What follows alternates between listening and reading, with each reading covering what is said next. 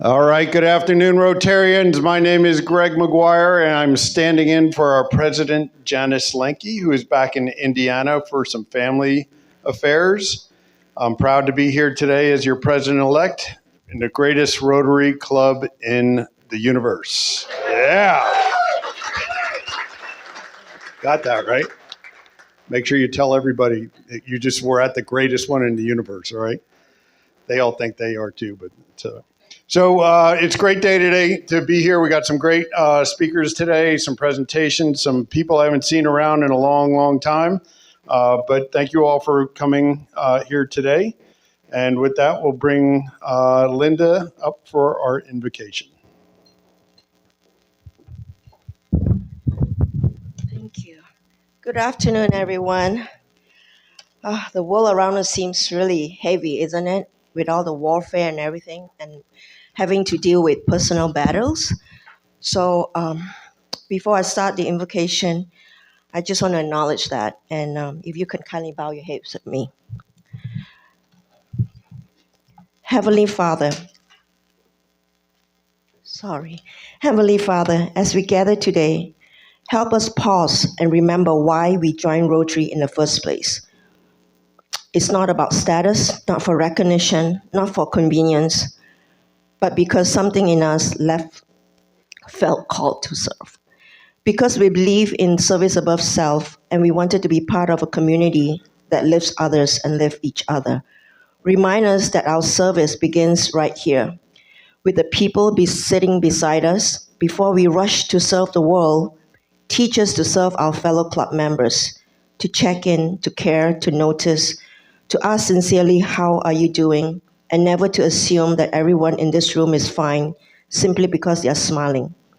Help us keep an open mind, knowing we come from different backgrounds, hold different perspectives, and disagree on many things, even on perception of war. And we choose to put that aside because we are brothers and sisters in this human race. We share compassion, dignity, and a desire to help those who are struggling both inside our club and within us. Let us pause before we judge. Let us listen before we speak. Let us remember that the world looks different when we see it through someone else's eyes. Perspective changes everything. Guide us back to the foundation that makes Rotary unique, our four-way test. May these words shape our character, our fellowship, and our service. Unite us for good, strengthen our purpose, and bless the work we do today and every day. May the food that we have today nourish our bodies and keep us healthy and safe. Amen. Thank you, Linda. And our song led by past President Mike Ballard. Great. I'd like for us to please sing America the Beautiful. And we don't have it queued up. We don't have it there. So if you could just... Oh, beautiful, for spacious skies, forever waves of grain, for purple mountains, majesty, above the fruited plain. America, America, God shed His grace on thee, and crown thy good with brotherhood, from sea to shining sea.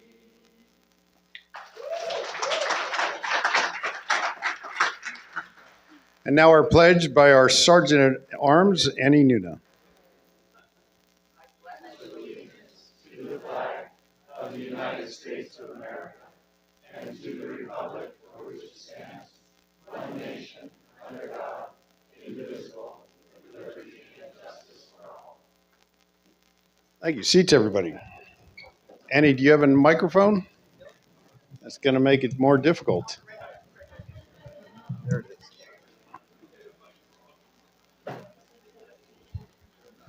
Thank you.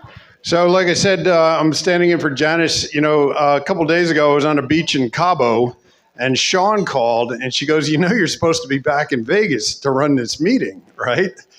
And I said, honey, pack it up. We're going to Vegas. So it's an honor to be here. Janice, like I said, is taking care of some family events back in Indiana. Thank yous for everybody that helped out today. Bob Warner, Dr. Kathy Mahan, is she here? And Lynn also for the setup. Greeters, I saw Suzette and Nancy. You were there, right? Nancy got me at the door. She said, you're not leaving. You can't go. Ticket sales was Rita Burton. And photographer today is Debbie Howard. Scribe, Andrew Thurlow. AV team, Stu Liproff, always taking care of us for that. And tear down Dr. Michael Williams. If anybody can help with him, that would be great. All right, so we have some guests here today. This is our week of having the schools here, Long, Hollingsworth, and Bracken. And so, Michael, would you like to introduce our guest from Long?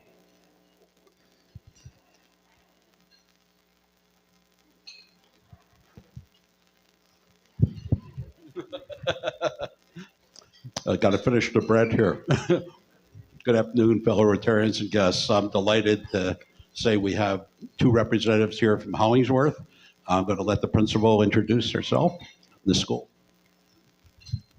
Good morning, afternoon. Days pass so fast anymore. I'm Stacey Sadie. I'm the proud principal of Hollingsworth STEAM Academy in downtown Las Vegas. And this is Leslie Straw. She is our math and science coach. She is our garden extraordinaire. She does a little bit of everything. And so I just want to thank everybody who's come out to Hollingsworth for our breakfast with books. We truly feel supported when you do that. Those of you who came and read to our kids were thrilled to have new people instead of the same old teachers all the time. And then also, just all of the support that we received throughout the year. Thank you. All right, welcome. So we have two incredible ladies from Long Elementary School, and we need more readers for next year. So everybody think about it and sign up more. My name is Kristen Besch. I am the reading coach at Walter Long, and today I have Shannon Thiel with me. She has been our office manager and the ruler of our school for 17 years. So she is Walter Long. She keeps a roof over our head, shoes on our feet. And so I just wanted to say thank you for all of the support that we've had over the years with everything. We did have Michael came out 3 separate times to our school last week and read to our students. He got to read in all of the first grade classrooms, the second grade classrooms, and the third grade classrooms. And so, yes, and we are a large school, over 700 students. So that was a lot of kids, and they really had a blast. And it's such a fun experience. I'm sure he will let you know on the side. It is a great thing, and we really appreciate it. We have our breakfast with books in the morning tomorrow if anybody would like to join us. But that's a wonderful event, and thank you again for all that you do for our students.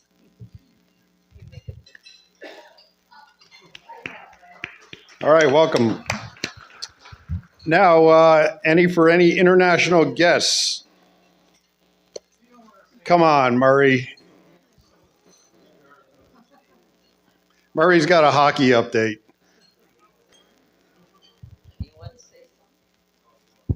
Well, I don't have a big hockey update, but I'll tell you, I'm glad I'm here. I had talked to my son yesterday. 1.5 feet of snow in Calgary. He's coming down the weekend for NASCAR, but I have to give him a break. Yeah, we'll get some snowballs ready. Okay, thank you. Any visiting Rotarians?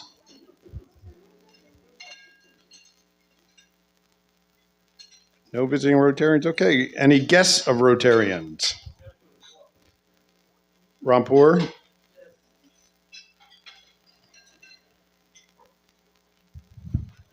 Mr. President, it is my pleasure to introduce one of my guests today is Sunita Bauri, and she showed interest in Rotary, so I invited her to attend the club, see whether she likes it.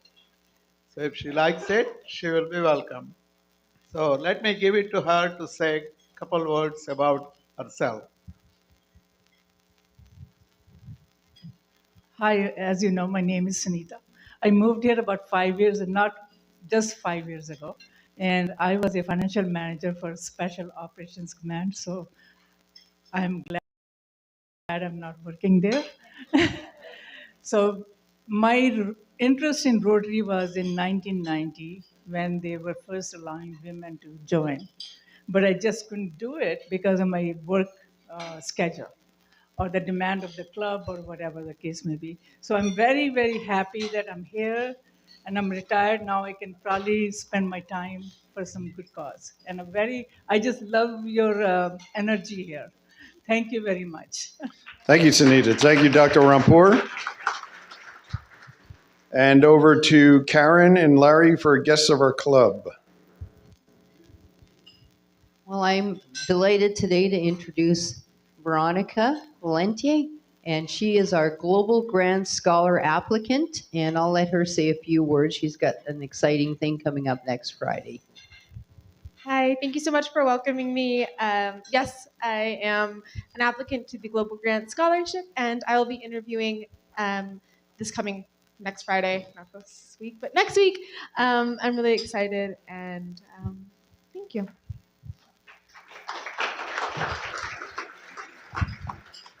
I'd like to welcome Harrison Freed as a guest of the club. He's very interested in joining our little group here, and this is his first lunch, and he'll be back for another, and then we'll get him right through the process.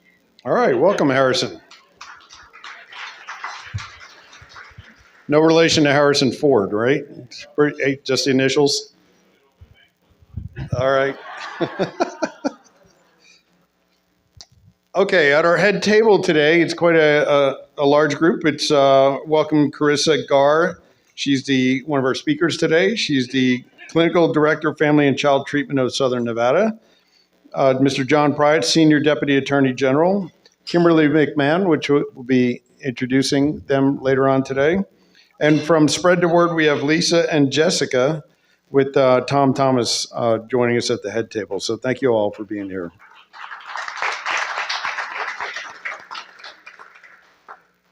So we'll go right into some announcements. Elliot, I didn't see Elliot here. Anybody can speak to the 25 Club meeting on March 26th? I just did. There's a 25 Club meeting on March 26th at Elliot's house. Everybody be there. Okay, for reading week, go give the microphone to Stu, please.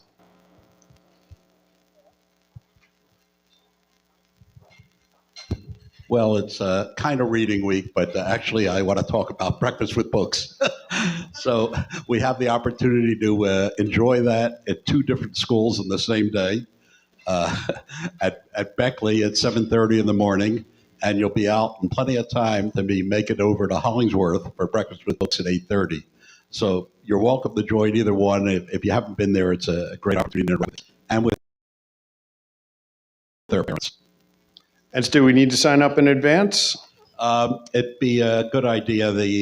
I think it's in the Green Book, but you can just show up as well. I think the main reason we have it in the Green Book is to make sure there's at least one person going to be there. Okay, thank you. And back to Dr. Rampur to speak about the Friendship Exchange.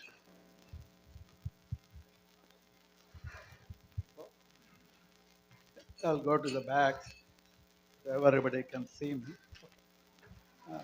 I would like to say a few words about the Rotary Friendship Exchange that we had very recently with the District 3040. It's a friendship exchange between districts. So our district, 5300, and district in India is 3040.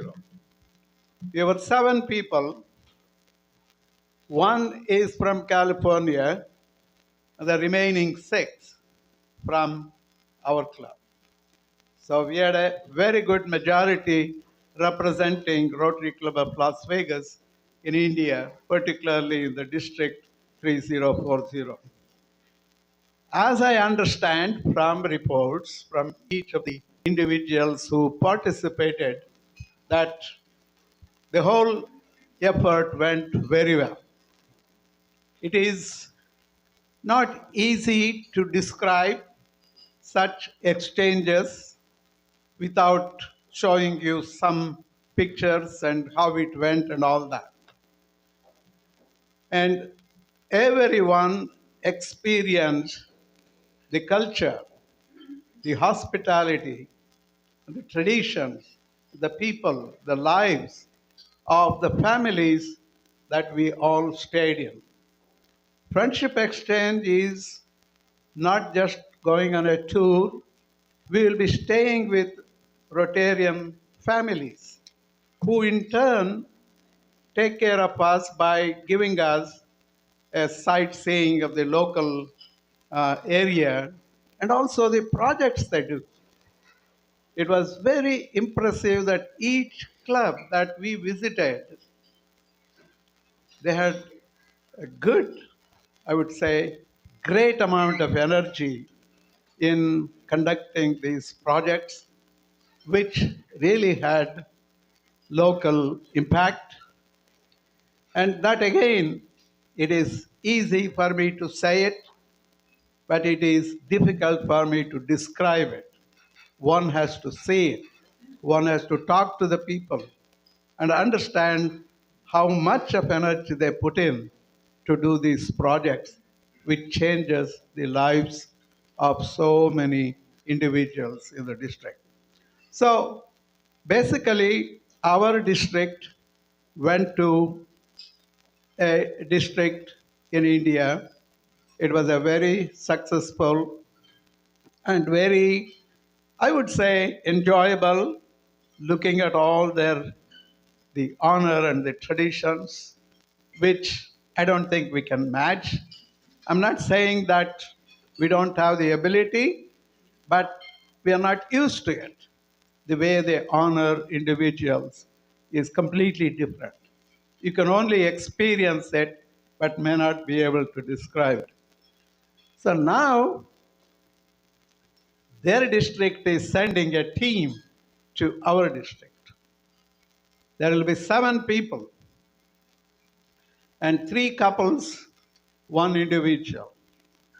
So what I would like to present to the club is an opportunity to host them.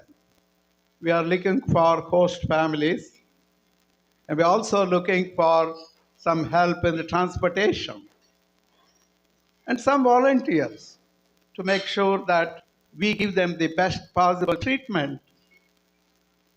May not be matching their treatment, but at least we need to do our best to make them feel good to our district.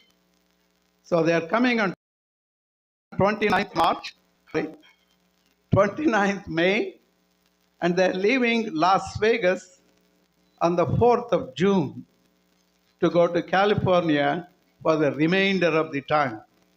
So during that time from 29th March, 29th May to June 4th, I need help from all of you who can host.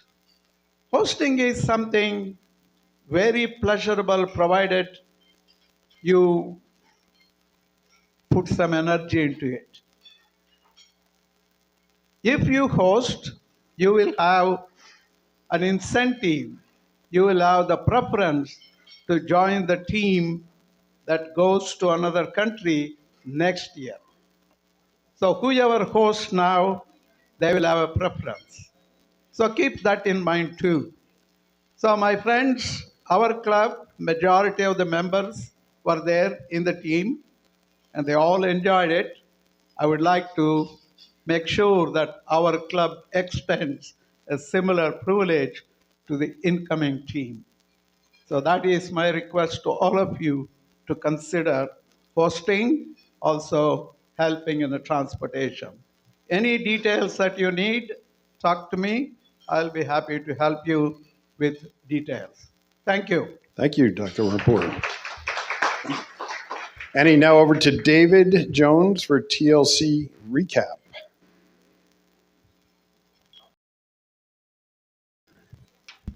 TLC is underway next Friday, Saturday, and Sunday. We have 3 of our wonderful club members that will be attending. Where's mine? Oh, yeah, there you go. So we have 3 club members that will be going as adult facilitators, and we're filled up with our 6. Now what I need to do is I need to make sure that they go to the training, or they may not get on the bus because they run a pretty strict thing. So.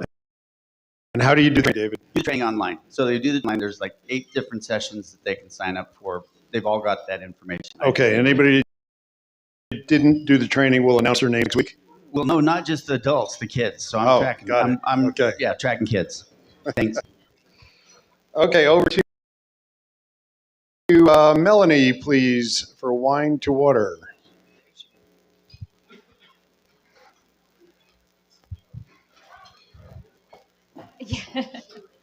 All right, everybody. Wine to Water has been moved to April 17th at Randy and Sally's house in Henderson. So yay for all the Henderson people that don't have to drive across town. It's going to be, the tasting is going to be all Rotarian made, people that have gone to Great Expectations and made some wine. So that will be interesting. They can tell us about their wines and then we can taste them. And it's social for everyone else. So sign up in the Green Book, and we hope to see you there. Awesome. Any over to Karen. Karen was for the Bar Social coming up.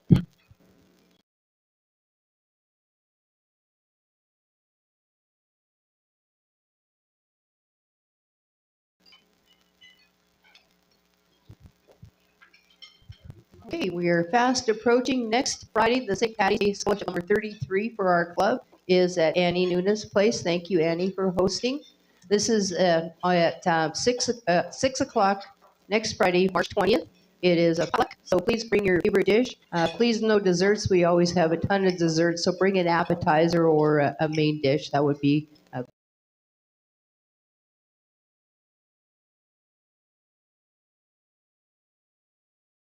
very helpful. For the cigar smokers, bring 3 cigars, 1 to smoke, 1 to trade, and 1 for the troops.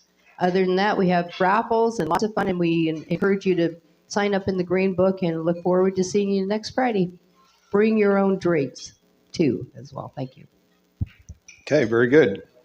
Now over, since it is coming up on St. Patrick's Day, Liz Rothwell is going to talk about a little trip we're planning.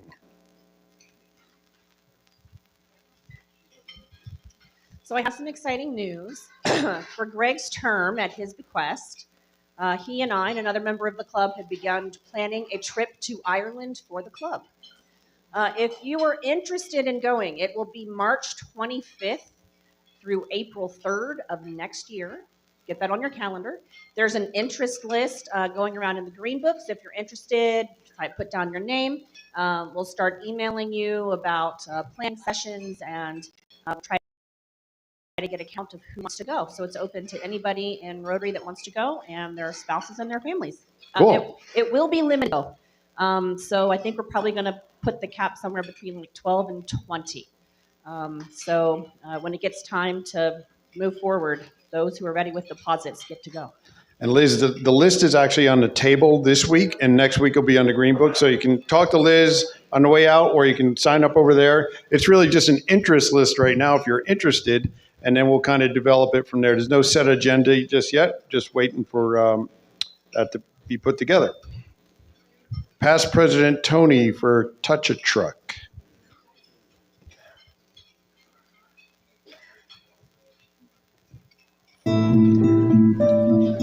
Every day we go about our lives driven by routine. That wasn't Touch a Truck. Fellow Rotarians, we have 2 volunteer events in the month of April, both of which are in the Green Book. April 11th is Touch a Truck, and that's role there will be defined by the number of people that we have available and when they can work. It starts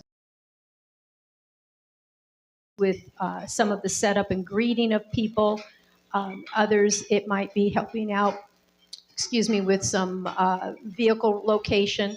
Nancy Anderson helped last year with me. We had a couple of other clubs that are also being invited to help. So if you're interested, it'll be starting about 7:30 in the morning. Sign up in the Green Book. If you have further questions, please see me. The second of the month is going to be April 22nd. That will be the Green Our Planet Spring Farmers Market.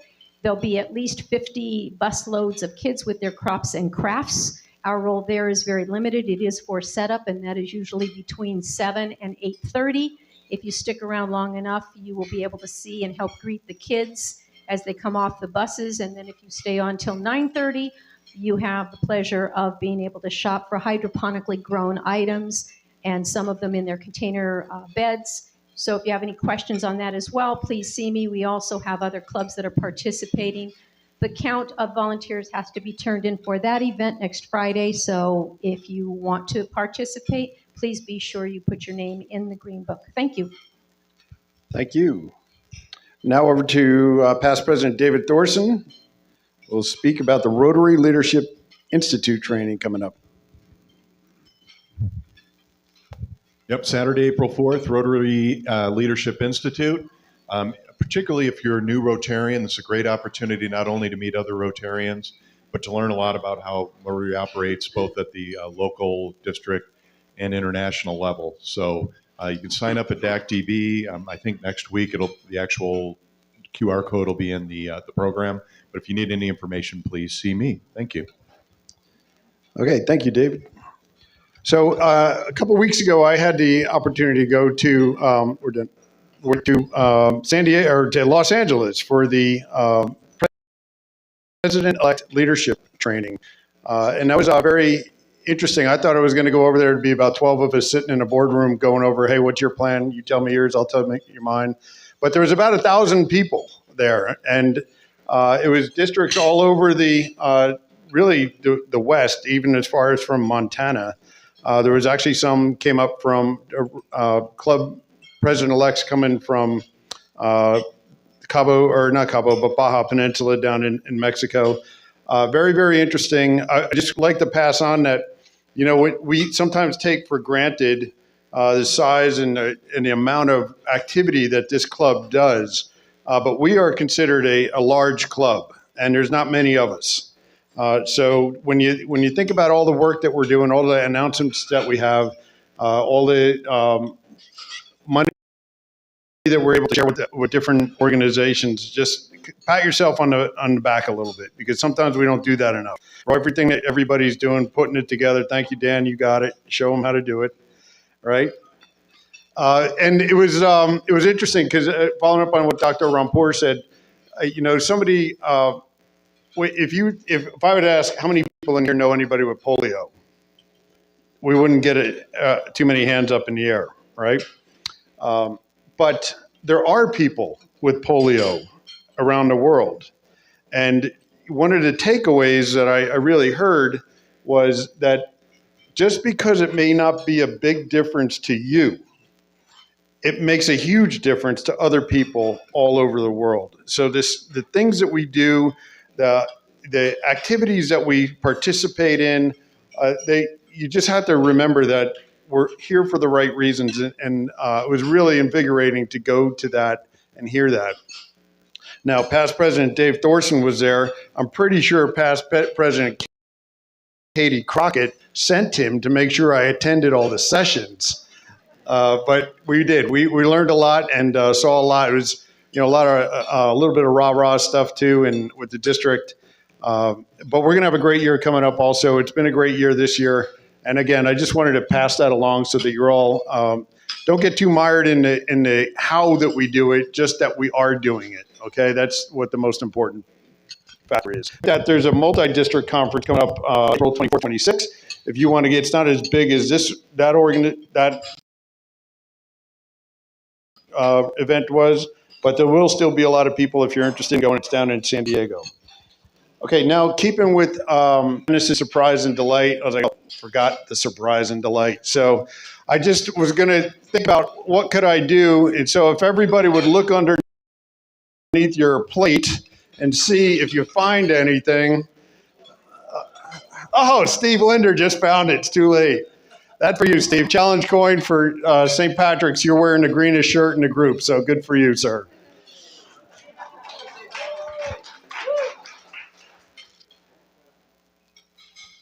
Okay, one other thing I want to speak about really quickly is there's a list that you'll start seeing go around. It's called a committee sign-up sheet. Excuse the slip. Navy speak. Well said, sir. Committee sign-up sheet. Okay, so this, if you look closely at this, if you're new to the club, you'll see this showing up here soon. It basically has all our board of directors on there, and underneath the directorships, there's a whole lot of different committees that we really encourage people to get involved in. If you see something on this list, and we'll be sending it out again soon, but you can certainly take a look at it before you leave here today, that you're interested in, we need volunteers for every single thing that we do. Just because one person's been doing one event forever, it doesn't mean that that person's not moving on to do something else at this point, right? So there's a lot of great things here to do, and we're going to kind of pack this list out going into next year. One of the things that we really are going to need help with is, everybody like this wheel? Yeah, everybody. Tina's done an unbelievable job with Janice. Guess what? Tina's not doing it next year, right? So we need somebody that wants to step up and help out. Come see me when you do. We're going to make it easy on you because we're going to make it do some AI stuff to kind of simplify it. But use the wheel because there's so much great information in here about all of the activities that we're doing and the events that we're doing and the people that we're with. So again, committee sign up sheet. Make sure that you take a look at that, please.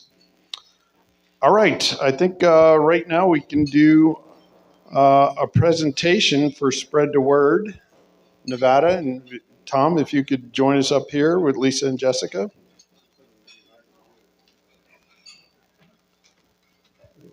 Check. Here's the real one. Yeah, that'll bounce. Yeah. Got to run this through a check cashing system. Yeah. So this is a check from the Las Vegas Rotary for $25,000 to spread the word, Nevada. We're absolutely thrilled. Oh yeah, well, you would probably want to give them the real check. This one's not going to work too well at the bank. But thank you so much for everything that you do for our community, and it's great. And we'll give you the mic here, Lisa, for a few words. Thank you guys so much. It was so nice to see on the screens and to hear from our schools that you're doing Breakfast with Books and helping us get these books out to kids. We know that we have some mentors in the room as well and people waiting to be mentors. We just really appreciate you. It takes the whole community to change the tide of illiteracy in our city, and you guys are doing your part, and we cannot tell you how much we appreciate that. So thank you so much, and we look forward to long years of partnership together. Thank you. Oh, over here. Okay. All right.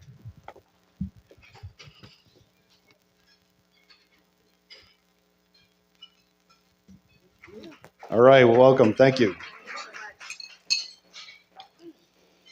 Okay. I think it's time for a raffle. $1,778. Who's going to be the lucky winner today? Nobody, huh? Roll it. Okay, and our guest speaker has picked the number, and that number, 2690542. 2690542.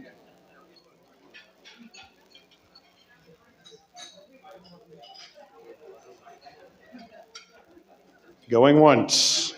2690542.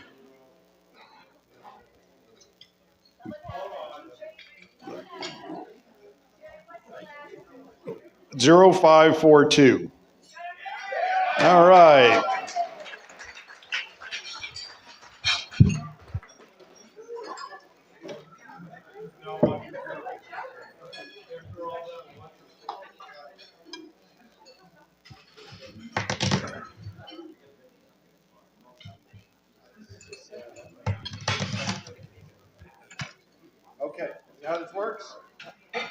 any card.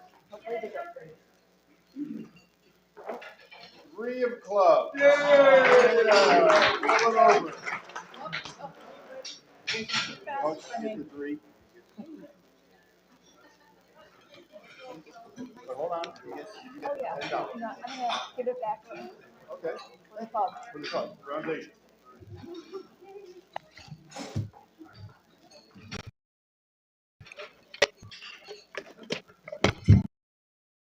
Steve, you got your wish. It's rolling over. Okay, the last today, 2690-367. 2690-367. Bill. All right.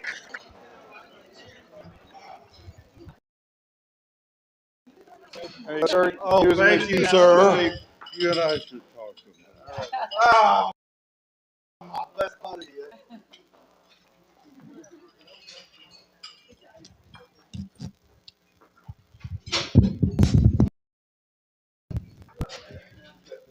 Okay, Kimberly, are you ready? I'd like to call Kimberly up here to introduce our guest speaker for today.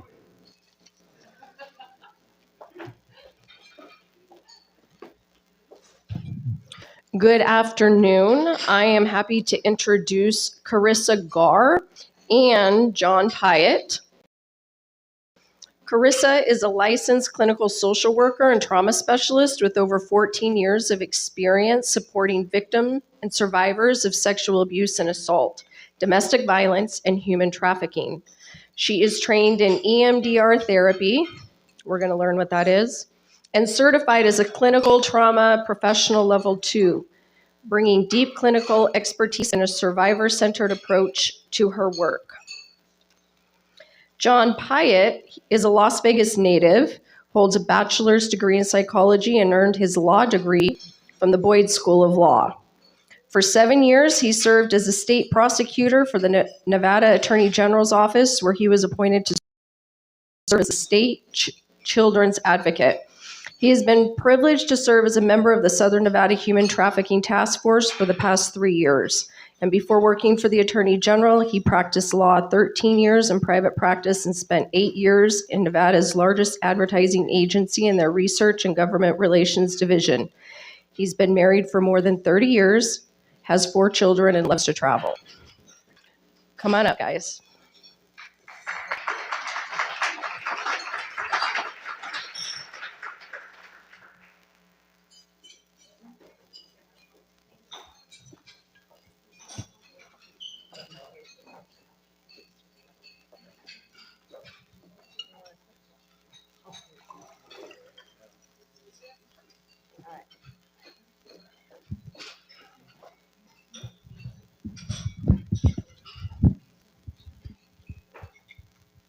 Thank you so much for having us.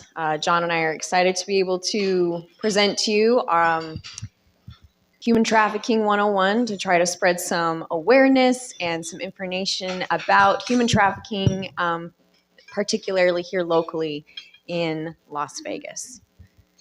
As a disclaimer, just want to give you a heads up. Obviously, we're talking about a very serious topic. As Kimberly so generously introduced us, I'm a therapist, so please take care of yourself. Make sure that you monitor your own emotional well-being. If we're talking about something that's hard or heavy, drink your water, eat food, exit the room if you need to, stop listening if you need to. We just want to make sure that you take care of yourself. Don't want to activate anyone else's feelings in a negative way. So we're going to start with a video to introduce the topic of human trafficking. Every day we go about our lives driven by routine and blindfolded to the realities of the world around us. Our vision is clouded by the very normalcy we take for granted. Countless victims of human trafficking walk among us, seemingly invisible. Until now. The Blue Campaign provides a unified voice for those who oppose the heinous crime of human trafficking. Whether it's forced labor, domestic servitude, or the sex trade, time we open our eyes. Sorry, I didn't even see you. Learn what you can do to help by visiting dhs.gov/Blue Campaign.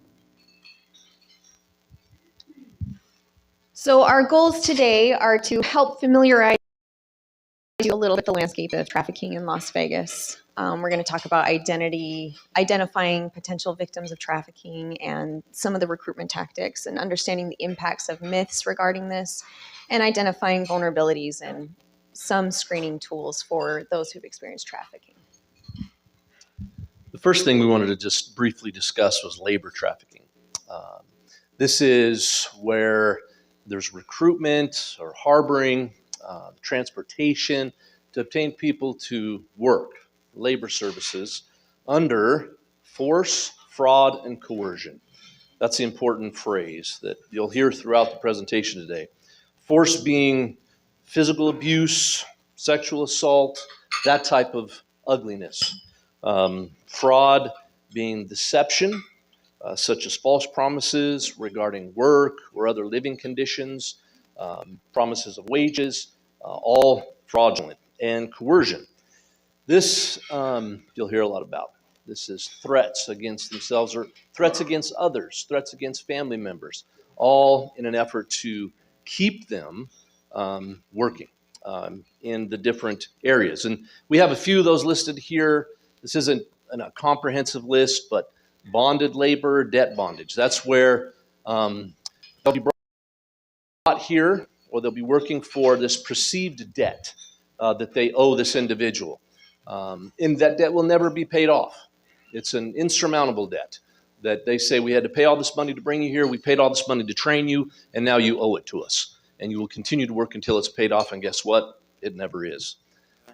Forced labor, that's that physical aspect, that force to keep them working. Child labor, it's very ugly, does damage to children. And one of the most tragic things that we see on the labor side of things is the child labor. Involuntary or domestic servitude, this is often where you will see in homes, personal assistants, if you will, or maids inside of homes that are kept there by the force, fraud, or coercion. Peonage, that is based on inmates and forcing them to work. And then, of course, slavery and mail order bride, where I think that one speaks for itself, where they're bringing folks coming over here from other countries, bringing them here as a bride, and then keeping them here, forcing them to work while they're here. So. Now, this is an interesting perspective, and I think a lot of you here will understand and grasp this concept. This is the labor experience, the difference between labor violations on one end, where perhaps your paycheck came late, or the overtime wasn't correct, or you're not accruing benefits properly. That would be the labor violations, all the way to the other end where you've got labor trafficking, where the force, fraud, and coercion is being imposed on someone to keep them working, to keep them doing whatever it is that they have them doing. So one of the things that's important to make a distinction of is between smuggling and trafficking. Smuggling is a crime against a country. It is when someone is brought into or out of a country illegally, usually with an agreement between both parties. Trafficking is a crime against the person, where the person is sold for labor or sex under the situation of force, fraud, or coercion. The reason we want to just talk about the distinction is that a lot of times you might find individuals who've experienced trafficking after being smuggled, but they may not understand that they have legal recourse because they'll say, well, I agreed to this. You agreed to the smuggling, not the trafficking part. And so someone who is smuggled may become trafficked. And then they still have a lot of options for benefits and resources and some legal recourse. So it's just important to keep in mind the difference between the two. Also, some people will, when they confuse the two, they'll think, well, I couldn't have been trafficked. I was never transported anywhere. I never crossed state lines. I never went out of the country. when that is, of course, not true. You can be trafficked locally. So it's just important to keep that distinction in mind. So this is a big list of avenues and industries for exploitation and trafficking. I'm not going to list them all. We like to put them up visually because as you read through it, you might start to wonder, okay, so what industry doesn't have avenues for trafficking and exploitation? Because of course, this is also not a comprehensive list. These are just some of the more common ones that we see. But again, if there are people, there's an avenue for trafficking and exploitation. So that's something also important to keep in mind. So sex trafficking is the recruitment, harboring, transportation, provision, or obtaining of a person for the purpose of a commercial sex act. And again, when it is induced by force, fraud, or coercion. The definition of those John already went over. There is one exception to that force, fraud, or coercion requirement. If a person is a minor under the age of 18 years old, they cannot legally consent to a commercial sex act, period. So one of my big pet peeves is when people talk about child prostitution. That's not a thing. It's child sexual exploitation. Commercial child exploitation as well, sexual exploitation. So children cannot consent to commercial sex acts. And one of the interesting things about this map, if you look, the hot spots, the red marks are obviously, where there is more trafficking that's happening. One thing that I think is really important to point out about these maps is that you'll notice that the hot spots align with cities. So where there are people, there is trafficking. So sometimes people are like, oh, that's just a Vegas problem. It is not. It is a people problem. I think the child pornography doesn't exist, right? Impossible. Or child prostitution, child pornography. That's child sexual abuse material, right? There's no such thing as child pornography. So you'll hear that in the media. You'll hear that. People will talk about it. It doesn't exist. So. They are getting better at using child sex abuse material. So CSAM is the acronym for that. So if you see that, that's what that is. I'm going to share some stats with you. So rather than just to read to you, we're going to show it to you.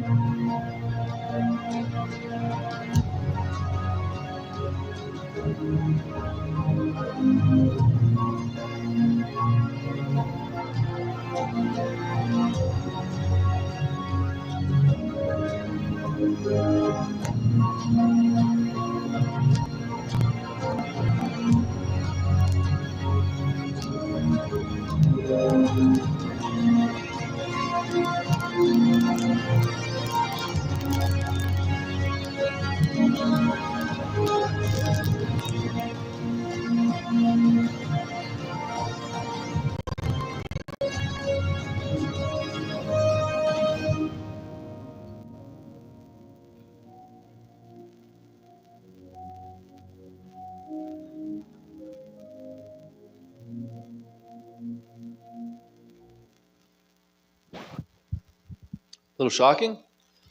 And as it noted, that is statistics that were gathered, and that's all Metro. So it's Southern Nevada, but it doesn't include the other law enforcement agencies that are working in that area as well. So It doesn't include North Las Vegas or Henderson Police either. That is literally just Las Vegas Metro.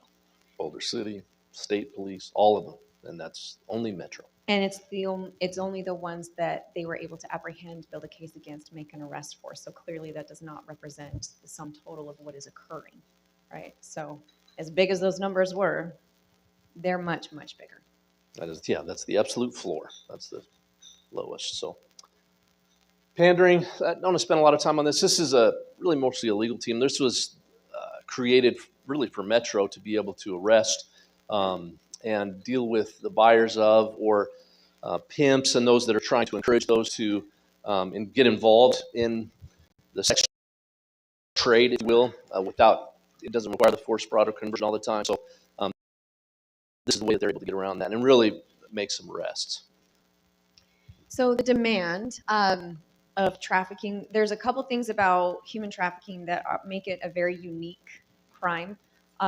It's the second largest criminal industry behind drugs. Unlike drugs, however, drugs which can only be sold one time, consumed, and then they're gone, a person can be sold multiple times. So because of that renewable resource concept, it's a very big money-driven industry. These are some common trafficking routes in the United States. You will notice that Las Vegas is kind of a central location for a lot of them, a lot of meeting places. So the stats change from year to year on which city has the worst. You know, you don't really want to win that one anyway, but Las Vegas is always and consistently a major hub of trafficking in this country. So I want to talk a little bit about the vulnerabilities. We won't spend too much time on it, but sometimes people think like, oh, you know, how does someone get involved in being trafficked? There are some vulnerabilities, but I before we get into some of the common vulnerabilities, I want to make it very plain that victim survivors, individuals who are trafficked, that group of people spans all race, religion, ethnicity, socioeconomic background, orientation, identity. Did I miss any? All of them, right? You know, so there's not one like avenue for someone to be trafficked, and everyone is vulnerable. So what we see as an increased risk, potentially sometimes, history of childhood physical or sexual abuse, or mental health conditions, or family rejection related to religion or LGBTQIA identification. A lot of homelessness or unhoused individuals do find themselves in a position where they're very vulnerable. Gang involvement, or if they have family members or friends who've been involved in trafficking previously. You know, I can't begin to tell you how many teenagers I have spoken to who have been introduced to the trafficking world by a peer at school or recruited at school by similar age peers. Substance use plays a big role in a lot of this. Poverty can play a big role in a lot of this. Anyone who has a need to feel accepted or loved is vulnerable to traffickers. If you really consider acceptance and love, that is a human need. So anyone who needs is vulnerable to traffickers. Again, runaway, unhoused, foster care, CPS system involvement, or anyone who's displaced or relocated due to natural disasters. Anything that makes someone vulnerable makes them vulnerable to a trafficker. So just briefly on recruitment, I just want to make a point. These traffickers, they're intelligent and they adapt well. As technology changes, their ways of doing things change, and they use it. They use technology to traffic. They, as was talked about, they'll find their victims in schools. They'll find them in airports. They'll find them anywhere they can find them. But the point I really wanted to make here on this slide was they'll find it in the very device that they hold in their hand. That frankly, many times we as parents hand them and pay for them to have. And that's how the traffickers are communicating with them and enticing them and recruiting them to live this lifestyle. That's a very real aspect that our kids are living with and that all of us live with today. You heard the term sextortion. That's where this is. Our children are thinking they're talking to someone.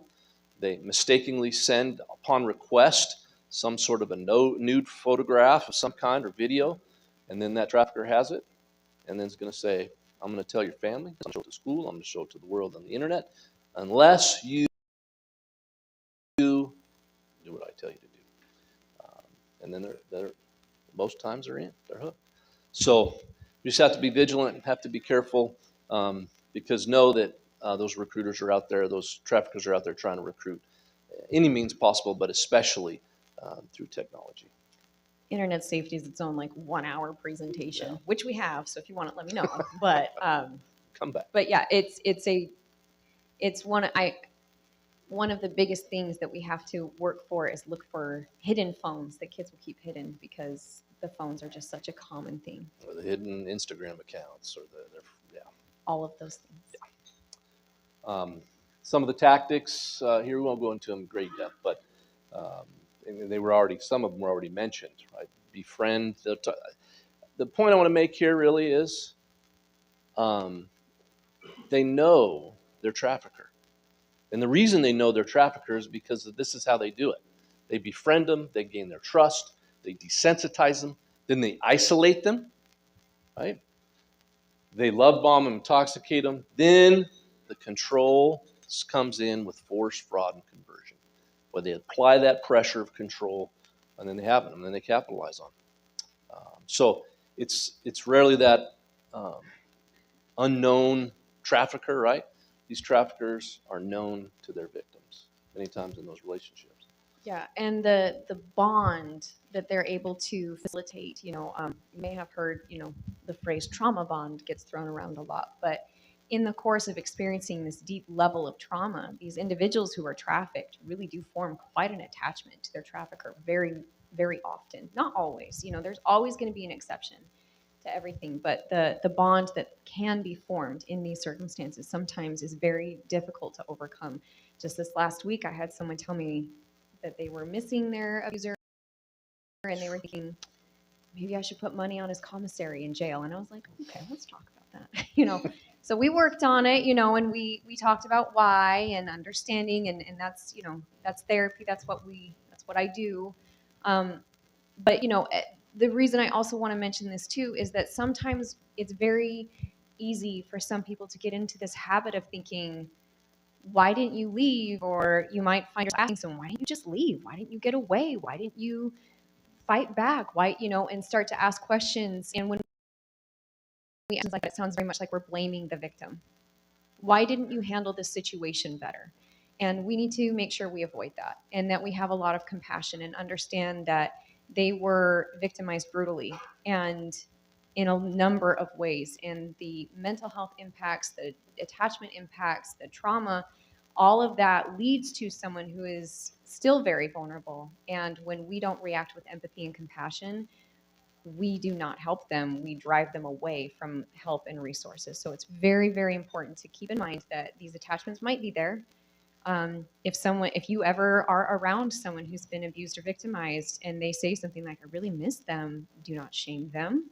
Make sure that we provide resources and that we are always communicating with empathy and not blaming the victim. Love this slide. In your minds right now, you have a picture of that trafficker and who that is. These are headlines that will show likely this isn't who you were thinking of. You weren't thinking of, say, the bailiff that's tracking. That's probably not who popped in your mind. There's a California man. You probably weren't thinking of the woman who's 19 years old trafficking. That's probably not the image. The firefighter probably wasn't the first person to pop into your mind. And siblings. So, as we said, it could be anyone, right? It's just not that hooded figure that we think of. I often say it'd be great if abusive people walked around with abuser tattooed on their head, but they don't. So we have to be vigilant always. We should do that after the first offense. Okay. This is really in my wheelhouse as a prosecutor. When we prosecute someone for human trafficking, it's rarely just for human trafficking. There was something else involved in that. And in fact, many times the human trafficking was actually discovered because of that other crime, such as domestic violence. Metro get a domestic violence call, show up, and then all of a sudden they figured out that there's some trafficking going here. Sexual assault, robbery, burglary, financial crimes. That a lot of times, and I'm sure you've probably seen this in the news, we hear this all the time in town where someone was in one of the big casinos, they thought they were going to be with a prostitute or a sex worker, and they go up to the room, they make the deal, then the sex worker's gone, and so is their watch, or so is their wallet, or so is their credit card, or so is the money, right? There's just a lot more that goes along. These poor victims, these poor folks that have been brought into this lifestyle are forced to do these other crimes as well. So it's rarely just sex trafficking that we focus on.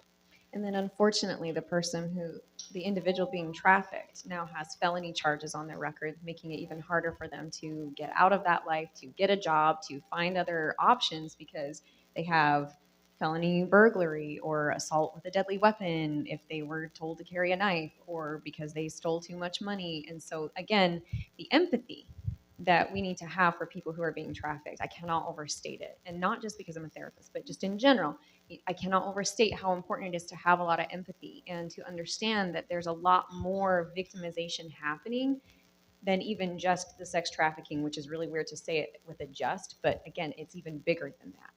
The good prosecutors will recognize that, and they will, speaking to the defendant originally, right? Because they're going to be charged with these crimes, and then they recognize, oh, there's some human trafficking going on here. Then we're not going to throw the book at them, right? That's not the goal, because in the end, it's going to hurt them if we do that.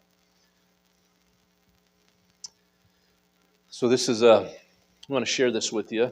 It's a powerful video, and we'll leave it at that for now.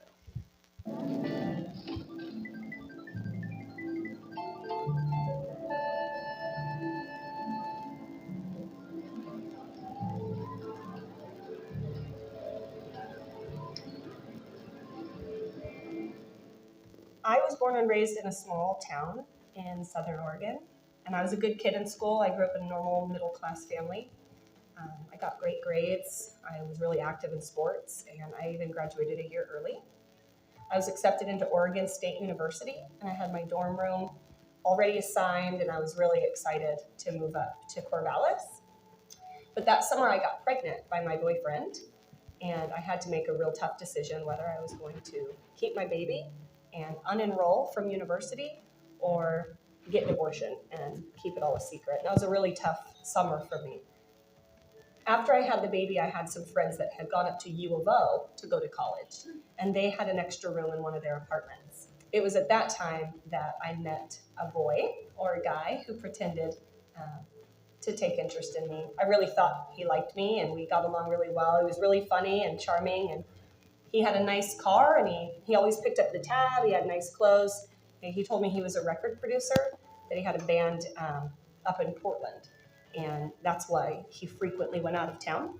There's a saying that says when you take a child by the hand, you take the mother by the heart. And I really think that's what happened for me, because I had this new little girl and this man who showed this desperate attention towards her, like he wanted to really help make this family that I really wanted for my daughter. And he invited me to move in with him after about 6 months of dating. And I was really excited. And I brought him down to Southern Oregon to meet my family, and everything seemed fine until we arrived in Las Vegas. He said we were moving there because that was the entertainment capital of the world, and being a record producer and having a band, that's where they were going to get the most gigs and the most jobs, and that's where his job was leading him. So I desperately wanted to go with him, to be with him, and to start this family that he promised me.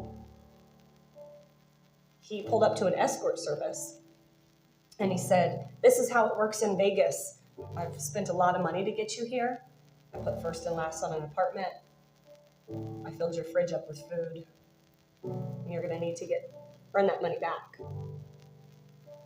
And I felt trapped. I felt like how am I going to get out of this? And you didn't know if you were going to live or die. You didn't know what he was going to do or what he was capable of. And so it was really scary. I can remember just running through the casino thinking, like, these people don't even have a clue what's going on. They're just, cha-ching, cha-ching, Las Vegas, yay! And they're doing all this stuff, and I'm running for my life. I'm running from a man that has forced me into doing things that I didn't want to do. When you have a trafficker that's waiting at home with your child and says, if you don't bring home $1,500, you're going to find your daughter out on the corner, I think I was probably more frightened to go home than I was to be in the room. Because if you got robbed, it was your fault for being stupid. If you got raped, it was your fault for not watching your back.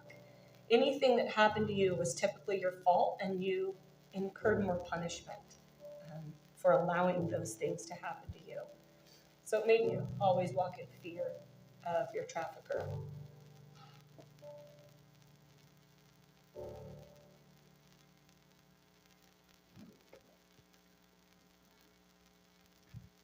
So her story is so compelling, and so grateful that she was willing to make that video for people to share and to, again, emphasize the importance of empathy and understanding for what they go through. Impacts of trafficking. Again, this list is tiny compared to the reality, but trauma, housing instability, loss of family, financial instability, loss of community, the shame and embarrassment, and the low self-esteem and self-worth. How do you get out of a life if you feel like you're not worth very much anymore? It's very difficult.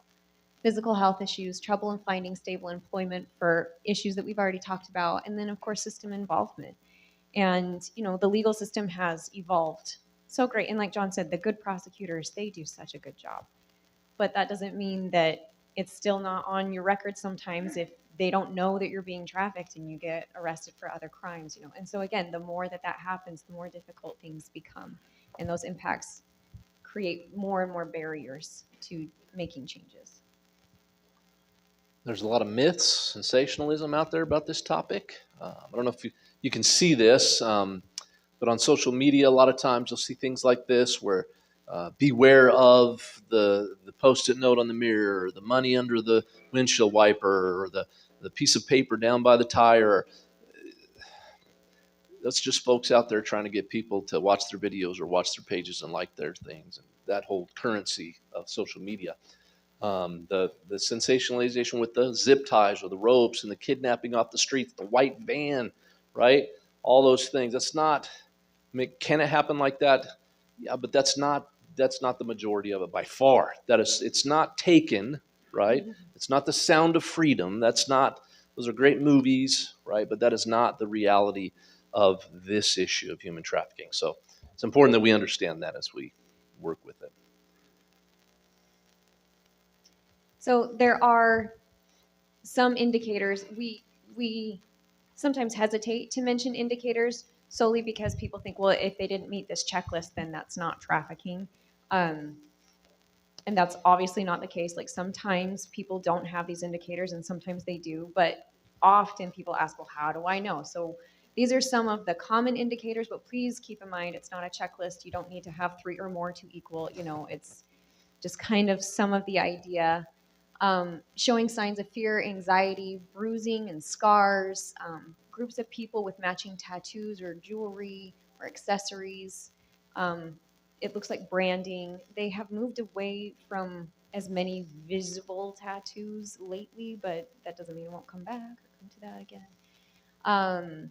Loitering in public spaces, a group of girls that are traveling with an older female or male, a history of being trespassed from multiple properties, malnourishment, poor hygiene, multiple hotel keys from different rooms or several properties, dressed inappropriately for their age, or a different quality of clothing. Sometimes, like in the colder months, especially maybe dressed inappropriately for the weather. But again, it's Vegas, so that one's really hard to parse out. Extended stay with few or no personal possessions.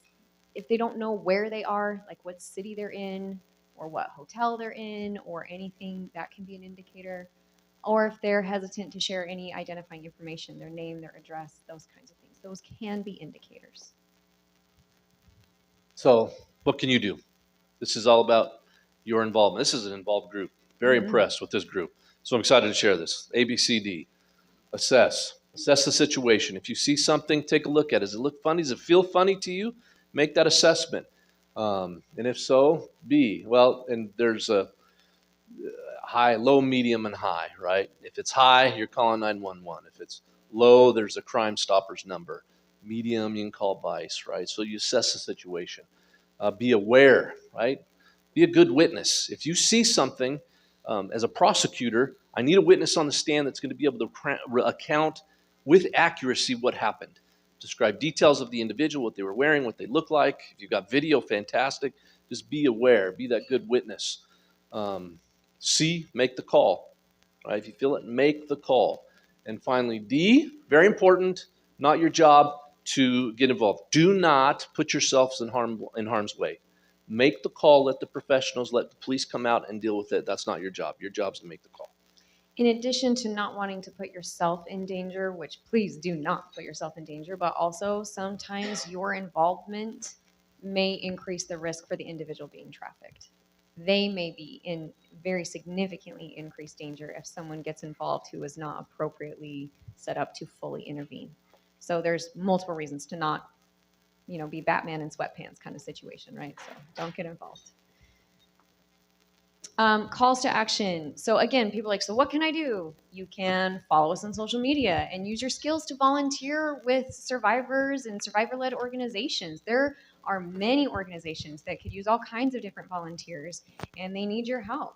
You can donate to these organizations. I work for a nonprofit. There's the Southern Nevada Human Trafficking Collaborative Fund, which is a group of nonprofits that just come together, and any donations go to all of them.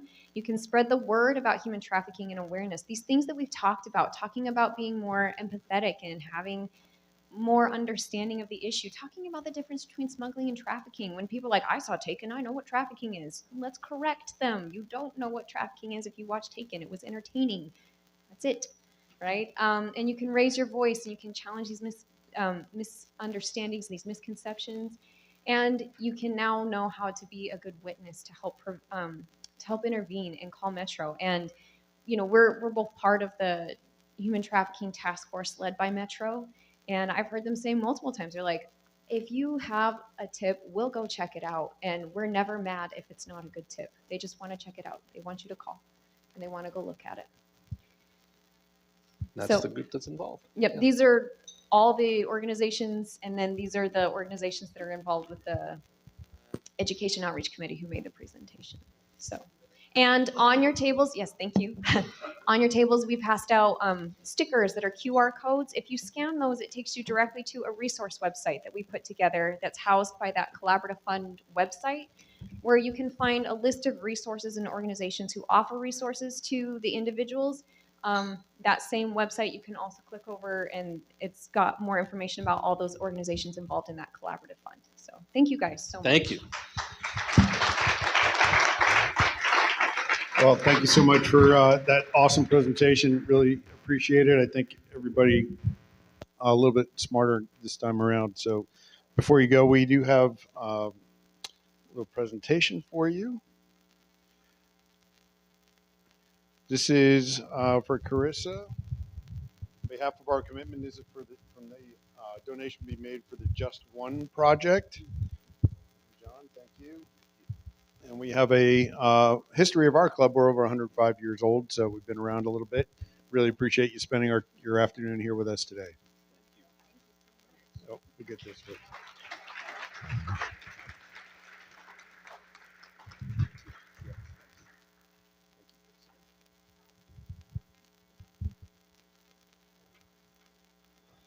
Okay, team, as we wrap up today's meeting here in the heart of Las Vegas, let's carry this energy into our community. We're more than just business and community leaders. We're people of action, and this year we're proud to unite for good. Let's go out and make it a great week, living by our motto, service above self. Thank you for everything that you do. Thank you, Sean, for all the help this week, and the meeting is adjourned.